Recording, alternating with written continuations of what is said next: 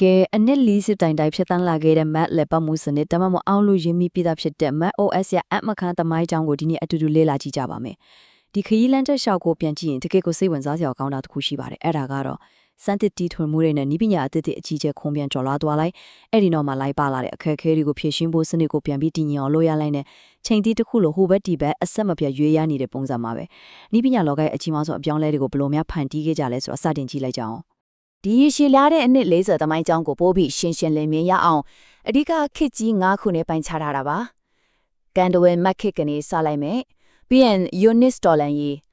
iOS လွှမ်းမိုးလာတဲ့ခေတ်အဲ့ဒီကနေမှ Apple Silicon အပြောင်းလဲနဲ့အနာဂတ် AI design ခေတ်အထိဆိုပါတော့ဒီလိုခွဲခြားကြည့်လိုက်ရင်စောစောကပြောခဲ့တဲ့ကြီးမားတဲ့တီထွင်မှုတွေလုပ်လိုက်ပြီးရင်စနစ်တည်ငြိမ်ရေးကိုပြန်လုပ်လိုက်ဆိုတဲ့ထက်တလဲလဲဖြစ်နေတဲ့ပုံစံကိုကွင်းကွင်းကွက်ကွက်မြင်လာရမှာပါပထမဆုံးကန်တွဲ Mac ခေတ်လျင်ကနေစပြီးသွားကြတာပေါ့1984ခုနှစ်မှာစတင်ခဲ့တာပါအဲ့ဒီအချိန်က Steve Jobs ရဲ့အထူးရည်မှန်းချက်ကဘာလဲဆိုရင်ကွန်ပျူတာဆိုတာ programmer တွေလို့နေပညာသမားတွေပဲသုံးရတဲ့အရာမဟုတ်ပဲတာမန်လူတွေပါနေ့စဉ်ပေါ်မှာအလွယ်တကူသုံးနိုင်ရမယ်ဆိုတာပါပဲဒီ idea နဲ့ဆက်လိုက်တာ1990ခုနှစ်မှာ System 7 1990ခုနှစ်မှာ Mac OS 8နဲ့1999ခုနှစ် Mac OS 9အထိသစ်ဆင့်ချင်းတိုးတက်လာခဲ့တာကိုတွေ့ရပါတယ်ဒီနေရာမှာတကယ့်ကိုအန်အောစရာကောင်းတဲ့အချက်လေးတစ်ခုကိုပြောပြခြင်းပါတယ်။စဉ်းစားကြည့်ပါပထမဆုံး System 1 လက်ပတ်မှုစနစ်တစ်ခုလုံးဟာ400 KB လေးပဲရှိရဲ့ floppy disk အသေးလေးတစ်ခုတည်းမှအကုန်ဆက်နေဆိုတာပါပဲ။အခုခေတ်တပုံတောင်မဆက်နေအင်ရွေအစားလေးနဲ့ကွန်ပျူတာလောကကိုလုံးဝတော်လှန်ပစ်ခဲ့တာပါ။အရင်လိုနားလည်ရခက်တဲ့စာသားတွေရိုက်ထည့်ရတဲ့စနစ်အစားရုပ်ထက်နဲ့မြင်ရတဲ့ graphical interface ကိုသုံးလာတယ်။ mouse လေးနဲ့ဟိုရွှေ့ဒီရွှေ့လုပ်လို့ရလာတယ်။ file တွေကိုဖြည့်ပြီးဆွဲရွှေ့နိုင်တဲ့ drag and drop ဒီပထမဆုံးပါလာတဲ့အတွက်သုံးရတာတကယ့်ကိုလွယ်ကူသွားစေခဲ့တာပါဒါပေမဲ့တိကျတဲ့အတိုင်းပဲအသစ်တီထွင်တိုင်းအခက်ခဲဆိုတာရှိစမြဲပါပဲရှေ့ကိုနတ်လန်တိုနောက်ကိုထလန်ဆုံဆိုတဲ့သဘောမျိုးပေါ့ဥပမာ System 7ဟာ program တော်တော်များများကိုတပြိုင်နက်ထိသုံးလို့မရတဲ့ပြဿနာကိုဖြေရှင်းပေးလိုက်နိုင်တယ်အမိုက်ပုံးတို့ virtual memory တို့လိုမိုက်တဲ့လောက်ဆောင်ချက်တွေပါလာတယ်တိုးတော်လေဒီအသစ်တွေကရန်လေးလွန်းတို့ဆက်အရင်မြစ်တွေအများကြီးလိုလာပါတယ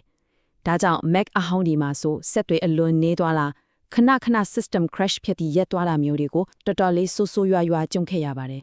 ဒီနေရာမှာအတော်လေးစိတ်ဝင်စားစရာကောင်းတာကစနစ်တစ်ခုလုံးကိုပြိုကျသွားစေတဲ့အတိအကတရားခံက protected memory မရှိတာပါပဲ1990ခုနှစ်ထုတ် Mac OS 9ထိရောက်လာတာတောင်မှ Sherlock 2လို့ရှာဖွေရေးကိရိယာတွေဘလောက်ပဲကောင်းနေပါစေဒီအခြေခံစနစ်ကြီးကခင်မမီတော့တဲ့အတွက် app တစ်ခုလေး hang ခင်သွားတာနဲ့ကွန်ပျူတာတစ်ခုလုံးအလုပ်လုပ်လို့မရတော့ပဲ restart ပြန်ချရတဲ့အချီဒုက္ခများခဲ့ပါတယ်ဆိုတော့ဒါဟာဘာလို့ပြနေလဲဆိုရင် Apple အနေနဲ့ရှိပြီးသားစနစ်ကိုဆက်ဖာထင်းနေလို့မရတော့ဘူးလုံးဝအသက်ဆက်အခြေခံအုံမြစ်တစ်ခုအရေးကြီးလိုနေပြီဆိုတာသိသာသွားပါပြီဆိုတော့ကအဲ့လိုအကြက်တဲတွေကနေထွက်ပေါက်ရှာဖို့ Apple က Next ဆိုတဲ့ company ကိုဝယ်ယူခဲ့ပါတယ်တကယ်တော့ဒါဟာတာမန်စီးပွားရေးရာဝယ်ယူမှုတသက်မဟုတ်ပါဘူး Next စီကနေအလွန်ကိုခိုင်မာတောင်းတတဲ့လုံးဝအသက်ဆက်စနစ်တစ်ခုကိုရလိုက်တာပါဒါကိုခြေခံပြီးဖန်တီးလိုက်တဲ့အခါမှာတော့တကယ့်ကိုတည်ငြိမ်တဲ့အခြေခံအုပ်မြင့်နဲ့အတူ unique တော်လန်ရွေးခေတ်ကိုစတင်နိုင်ခဲ့ပါတော့တယ်ဒီလိုနဲ့2000မှာ OSH Cheetah အရီနောက် Leopard နဲ့ Snow Leopard တို့အတီးတီးထပ်ပေါ်လာခဲ့ပါတယ် OSH Cheetah ရဲ့အထူးခြားဆုံးကတော့အရင်စနစ်ဟောင်းနေနဲ့လုံးဝမတူတဲ့ Unix အခြေခံစနစ်ကြီးဖြစ်သွားတာပါပဲအမြင်ပိုင်းမှာဆိုရင်လည်းအယောင်အသွေးတောက်ပြုံပြီးကြီးကောက်တဲ့ Aqua interface ကြီးဖြစ်လာပါတယ်အရေးကြီးဆုံးကတော့အရင်ကဒုက္ခပြီးခဲ့တဲ့ protected memory ကိုထည့်ပေးနိုင်ခဲ့တယ်လို့ program တွေပို့ချောမွေ့မွေ့အလုပ်လုပ်ဖို့ preemptive multitasking စနစ်ပါထည့်သွင်းလာနိုင်ခဲ့ပါတယ်ဒါပေမဲ့ကြီးမားတဲ့ပြောင်းလဲမှုတွေဖြစ်တဲ့အတွက်အစပိုင်းမှာဆက်အဟောင်းတွေပေါ်မှာအတော်လေးနေကွေးခဲ့ပြီး DVD ဖွင့်လာလို့မျိုးအခြေခံအရာလေးတွေတောင်မပါဝင်ခဲ့သေးပါဘူးအစပိုင်းကခက်ခဲတွေကိုကြော်ဖြတ်ပြီး2000ခုနှစ်မှာလေယိုပါလက်ထလာရောချီတီကစမ်းတစ်တီထမှုဘက်ကိုပြန်လွှဲသွားပြန်ပါတယ် Time Machine လို့လို့ဆောင်ချက်မျိုး File တွေကိုလန်လောကြည့်နိုင်တဲ့ Cover Flow ပြီးတော့ Windows ကိုပါသုံးလို့ရတဲ့ Bootcamp အပါအဝင်အသစ်ပေါင်း300ကျော်တောင်ပါလာတာပါဒါပေမဲ့ရည်မှန်းချက်တွေအရင်ကြီးသွားရဲ့အခါ bug တွေများလာတယ် software အဟောင်းတွေနဲ့အဆင်မပြေဖြစ်လာတယ်အထူးသဖြင့် RAM နဲ့စက်တွေမှာအရင်လေးသွားတာရဲ့ဖျားခက်တဲ့ fault trim မြင်မှုတွေအကြောင်းဝေဖန်မှုတွေအတော်လေးထွက်လာခဲ့ပါတယ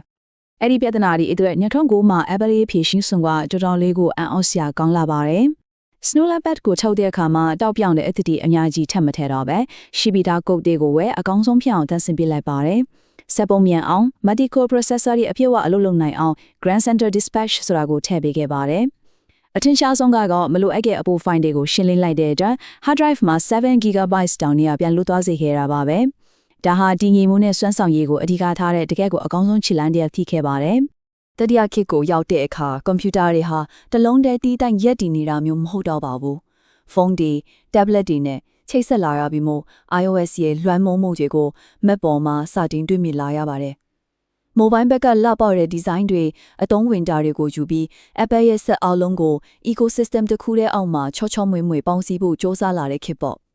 2014ခုနှစ်ကထွက်ခဲ့တဲ့ OS X Yosemite ဟာဒီပြောင်းလဲရဲ့အဓိကမှတ်တိုင်ကြီးတစ်ခုဖြစ်လာပါတယ် Yosemite ကပါရီပြောင်းလဲသွားလဲဆိုရင်အရင်ကပြောင်းလဲနေတဲ့ဒီဇိုင်းတွေအစားခေတ်ဆန်တဲ့ flat design ခေါ်ပြားချက်တဲ့ဒီဇိုင်းတွေသုံးလာတယ်။ဖောက်ထွင်းမြင်ရတဲ့ window တွေပါလာတယ်။ပြီးတော့ Mac ပေါ်ကနေပဲဖုန်းခေလို့စာပို့လို့ရတဲ့ continuity စနစ်ရဲ့ဖုန်းမှာရေးလက်စာကိုကွန်ပျူတာမှာဆက်လုပ်လို့ရတဲ့ handle စနစ်ရဲ့ကိုမိတ်ဆက်ပေးခဲ့ပါတယ်။တိတ်ကောင်းတဲ့ပေါင်းစပ်မှုတွေပါ။ဒါပေမဲ့ဒီပြောင်းလဲမှုတွေကကြီးမားလုံးတော့ Wi-Fi ခဏခဏပြတ်တောက်တာတွေဆက်အဟောင်းတွေမှာအတော်လေးနှေးသွားတာတွေကြောင့်ဝေဖန်မှုအတော်လေးပြင်းထန်ခဲ့ပြန်ပါတယ်။တဲ့2020ပြည့်လို့နှစ်တွေအောင်လာတဲ့အခါသမိုင်းတလျောက်အကြီးမားဆုံးအချို့အကွက်တစ်ခုဖြစ်တဲ့ Apple Silicon ခေတ်ကိုရောက်လာပါပြီ။ဒါဟာ software တက်တဲ့အစစ်မြင့်လိုက်တာမဟုတ်ပါဘူး။မူလ OS X ထက်ကလေးကအကြီးမားဆုံးသော design အပြောင်းလဲနာအတူကွန်ပျူတာရဲ့အသက်သွေးကြော hardware processor ကိုပါလုံးဝပြောင်းလဲပစ်လိုက်တဲ့တော်လန်ရေးကြီးပါ။ Big Sur နဲ့ Ventura တို့ကဒီခေတ်ကိုကိုစားပြုတဲ့အဓိကစနစ်တွေဖြစ်ပါတယ်။ Pixar ဟာကိုဘန် M1 chip တွေနဲ့တွဲဖက်လိုက်တဲ့အခါဘက်ထရီခန္ဓာရောစွမ်းဆောင်ရည်ပိုင်းမှာပါအရင်ကမရှိဘူးတဲ့အမြတ်နှုံးတွေကိုရလာပါတယ်။နေရာကြေကြေဝန်းဝန်းနဲ့ control center လိုမျိုးတွေပါလာတယ်။တိုးတိုးလည်းပဲတက်စင်တဲ့အချိန်ဆက်ဖြတ်သွားတာတွေအမီလာ iOS နဲ့အရန်တူလွန်းနေဆိုတဲ့ဝေဖန်မှုတွေလည်းရှိခဲ့ပါတယ်။အထူးသဖြင့် Intel ဆက်အဟောင်းသမားတွေအဖို့တော့ memory အရန်စားတာတွေစနေသွားတာတွေကိုစိုးစိုးရွရွကြုံခဲ့ရပြီးဒီအပြောင်းလဲရဲ့တန်ကိုအတော်လေးခံစားခဲ့ရပါတယ်ဘန်ဂျူရာကြတော့ပိုပြီးတော်တော်လက်လက်ရလို့နိုင်ဖို့ထိုလိုမှုစွမ်းရည်ပိုင်းကိုအဓိကမြင့်တင်လာပါတယ်။အမိုက်ဆုံးကတော့ iPhone ရဲ့ကင်မရာကို Mac မှာကြည်လင်ပြတ်သွားတဲ့ web camera အဖြစ်သုံးလို့ရတဲ့ continuity camera စနစ်ပါပဲ။ပြီးတော့ Windows တွေကိုဘေးမှာတက်တက်ရက်ရက်စီပေးတဲ့ Stage Manager ပါတယ်။ email တွေကိုအချိန်ဆွဲပြီးပို့လို့ရတယ်လို့မှားဖို့မီရင်ပြန်ဖြတ်လို့ရတာတယ်။ free form လို့ပူပေါင်းလုပ်လို့ရတဲ့ whiteboard ပါလာပါတယ်။ဒါပေမဲ့ Stage Manager ဟာ3ရက်ရှုပ်ထွေးတယ်လို့များကမြင်ခဲ့ကြတယ်လို့ Interset အဟောင်းတော်များများကိုပံ့ပိုးမှုရလိုက်တဲ့အတွက်လည်းဝေဖန်တဲ့နေဆွေးရန်နေပါသေးတယ်။နောက်ဆုံးအနေနဲ့နီးပညာရဲ့အနာဂတ်ကိုဦးဆောင်မဲ့ဉာဏ်ရည်သူ AI နဲ့အနာဂတ် design တွေလွှမ်းမိုးလာမဲ့ခေတ်ကိုရောက်ရှိလာပါပြီ။2024ကနေစတင်တဲ့ဒီခေတ်မှာ AI ကိုစနစ်ချင်းမှာနှစ်ရှိုင်းထည့်သွင်းထားပြီးတော့အမြင့်ပိုင်းဆိုင်ရာအကြီးကျယ်ပြောင်းလဲမှုတွေကကျန်ကိုရဲ့နေ့စဉ်တွေ့ကြုံကိုလုံးဝပုံစံပြောင်းပေးတော့မှာပါ။ macOS 19 ရနဲ့ထွင်လာမဲ့ macOS တာဟိုးတို့ကဒီခေတ်ရဲ့စံပြတွေပေါ့